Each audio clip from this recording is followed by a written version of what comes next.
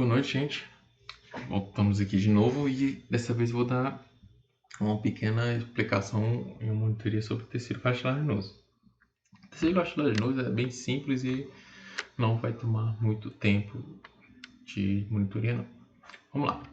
Bom, como introdução, o tecido cartilaginoso ele é um tecido que está constituindo e está presente nas cápsulas articulares, né?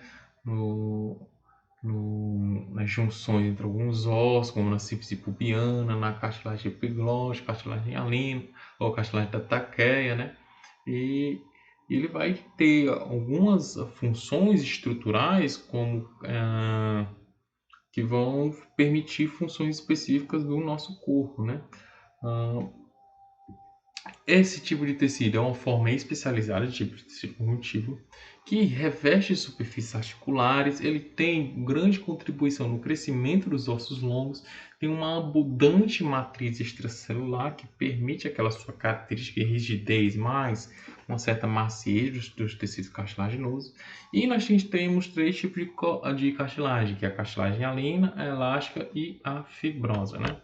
Bom, o primeiro tipo de cartilagem que a gente vai falar é o de cartilagem hialina. A cartilagem hialina é a cartilagem mais presente no nosso organismo, né? Situado no crescimento dos ossos longos, ali nas diáfises, né? Nas epífises ali também, né? Que vão permitir o crescimento dos ossos longos, por exemplo, o húmero, o fêmur, né?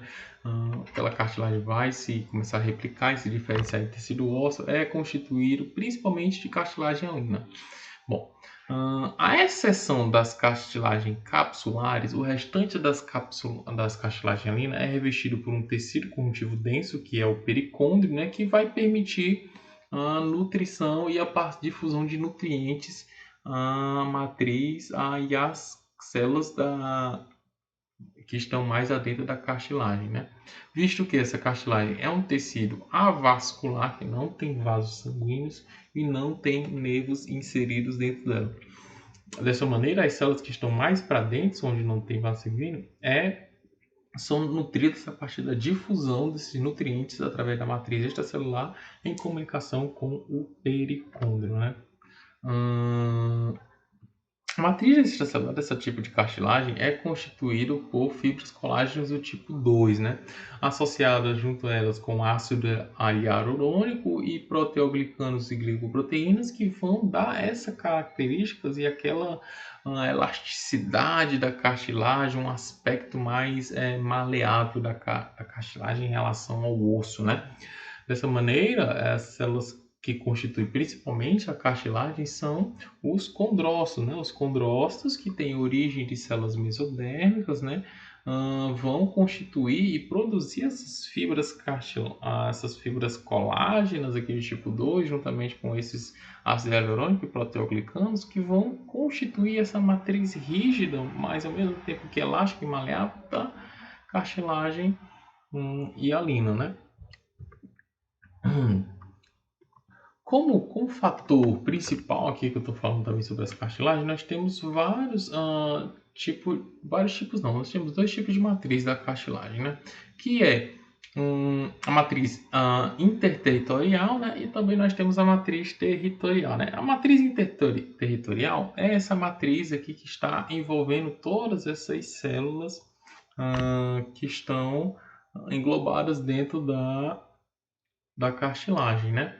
Ou seja, os condrócitos aqui que estão envolvidos aqui, eles estão produzindo a sua matriz extracelular, né? Que estão difundindo por todas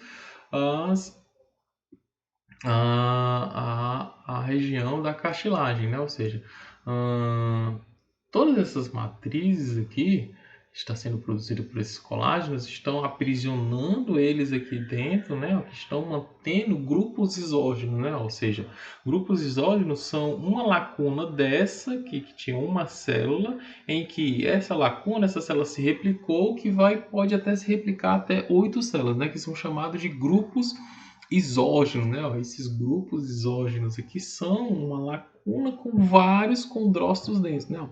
À medida que eles vão se replicando, vão produzindo matriz extracelular, essa cartilagem vai crescendo em tamanho, né? Em tamanho e espessura. Dessa maneira, nessa matriz intertorial que é constituída e produzida por esses condrócitos, nesses grupos exógenos aqui dentro, e vai dando o formato da cartilagem em si. Tá? Muito bem. Outro tipo de matriz que nós temos é a matriz territorial, né, que estão em conjunto aqui, que vocês podem ver, com esses grupos exógenos aqui. Vocês podem ver que há uma coloração um pouco mais escura, né, mais roxeada aqui, né, que é a matriz territorial. Aqui é uma matriz mais imatura, né, que contém principalmente uma maior quantidade de ácido hialurônico do que fibrilas colágeno, né? Ou seja, vai chegar uma hora em que essa matriz ela vai se maturar, vai constituir a matriz também territorial e assim vai dar o crescimento da cartilagem e a manutenção de toda a cartilagem. Okay? Bom, como processo de histogênese, como falei de início, a cartilagem era originada das células das mesoderma intraembrionário, né? Então, dessa maneira, o que acontece? Essas células do mesoderma, elas começam a retrair os seus prolongamentos, né? Seus prolongamentos citoplasmáticos e que vão caracterizar uma estrutura mais arredondada. Dessa estrutura arredondada, essas células vão começar a produzir uma matriz extracelular semelhante à da cartilagem, né? Que não constitui a cartilagem perfeitamente, né? E, ao mesmo tempo que essa matriz é produzida, o que acontece? Essas células também se multiplicam, né, em números, né? E, ao mesmo tempo em que essa matriz está sendo produzida, o que acontece? Essas células vão estar aprisionadas dentro dessa matriz, constituindo os grupos exógenos, né, gente? Aqui, ó, vocês podem ver aqui onde tinha um condrócito aprisionado, ele se replica e vai dando espaço para outros condrócitos, né, envolvidos por essa matriz cartilaginosa que vão originando a cartilagem em si. Okay? Bom, sobre crescimento dessa cartilagem, nós temos dois tipos de crescimento, que é o crescimento aposicional e o crescimento intersticial. O crescimento aposicional é o crescimento que se dá a partir do pericôndrio, né? Como você viu aqui na cartilagem hialina, você tem aqui a cartilagem em si e o pericôndrio, que é um revestimento de tecido conjuntivo, em que o que acontece? Essas células mais aqui superficiais aqui em relação ao tecido pericôndrio aqui com a cartilagem, o que acontece? Algumas células desse pericôndrio vão começar a se diferenciar, né? Que como é um tecido conjuntivo, essas células vão se diferenciar e vão formar os condroblastos. Dessa maneira, esses condroblastos vão começar a produzir matriz e ao momento em que essa matriz envolver esse condroblasto, ele vai ser chamado de condrócito. Assim, ele vai também originar outras células, formando novos grupos exógenos. E assim a cartilagem vai permitir o crescimento tanto em grupo de células como estruturalmente, não é? E o outro tipo de crescimento, por último, é o crescimento intersticial, em que acontece o quê? O condrócito já está envolvido numa matriz cartilaginosa e ele replica em número, e essas duas células que foram replicadas vão produzir matriz extracelular e vai permitir também o crescimento da cartilagem. A diferença de um para outro é que numa você está sendo originado novas células a partir de um outro tecido, que é o pericôndrio, e na outra já tem um condrócito envolvido e ele vai estar replicando em outras células, fazendo mitose e produzindo mais matriz extracelular. Bom, outro tipo de cartilagem que nós temos é a cartilagem elástica, né? Presente na orelha, no pavilhão auditivo e na tuba uterina, né? Esse tipo de cartilagem ele já está dizendo no seu próprio nome, ele tem a característica de ser elástico, né? De voltar à sua estrutura de origem, né? Por exemplo, você pega a orelha, você entorta ela e se você solta, ela volta ao aspecto que ela estava normalmente. Como de característica, ela é semelhante à cartilagem hialina, porém, o que acontece? Ela tem uma rede muito abundante de fibras elásticas, né? Como você pode ver aqui, ó, você vê pequenas linhazinhas entremeanas aqui, escuras aqui, entrando aqui, ó, entremeando essas células cartilaginosas, que são praticamente as fibras elásticas. Ou seja, qual a diferença dela para a hialina? a presença de fibras elásticas. Enquanto na hialina tem muito pouca, na cartilagem elástica tem uma quantidade abundante. O que muda até na coloração dessas cartilagens. Quando na cartilagem hialina ela tem uma coloração mais azulada, você olhando a fresco, na cartilagem elástica ela tem uma coloração mais amarelada. E por último, nós temos outro tipo de cartilagem, que é a fibrocartilagem. A fibrocartilagem ela está presente principalmente entre constituindo os discos intervertebrais.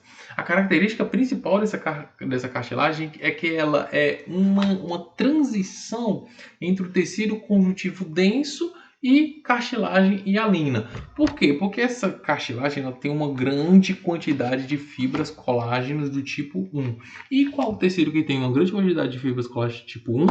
O tecido conjuntivo denso. Dessa forma, há um aspecto de transição entre eles, o que caracteriza a fibrocartilagem, em que você vai conseguir ver numa lâmina de disco intervertebral condrócitos, né, que são umas células redondinhas e com um núcleo bem atróficozinho. Eles vão estar quase assim, não na maioria das lâminas, você vê esse aspecto enfileirado dessas células, e você vê essa matriz extracelular aqui, cartilagem de fibrocartilagem, aqui, que leva a remeter que ela é um tipo de tecido conjuntivo denso, porque tem várias fibras colágenas que percorrem, esse aqui do tipo 1, que percorrem essa cartilagem, mas que também lembra uma matriz também cartilaginosa, porque ela exerce a sua função de cartilagem, né? Por isso que dá essa forma de transição. Ou seja, elas formam fileira alongada, né? Essas células aqui, né? A substância fundamental ela é bem escassa, né? Porque como ela tende a ser uma transição, ela se assemelha um pouco a um tecido conjuntivo denso, aquele quantidade de ácido hialurônico, de proteoglicanos e glicoproteínas bem característico da cartilagem elástica e hialina não vai estar tão presente aqui na fibrocartilagem, né? Por isso que garante uma característica totalmente diferente. E como eu disse, a fibrocartilagem é uma cartilagem que predomina os tipos de fibras colágenas, as do tipo 1, ok? Era isso que eu tinha para explicar, gente. Tecido cartilaginoso é um tecido bem simples assim de se entender, e durante a semana que ocorrer aí, se vocês tiverem alguma dúvida sobre esse tipo de tecido, quiser que eu explique alguma imagem mais específica, é só mandar e que eu estarei respondendo o mais rápido possível, ok? Valeu, tchau.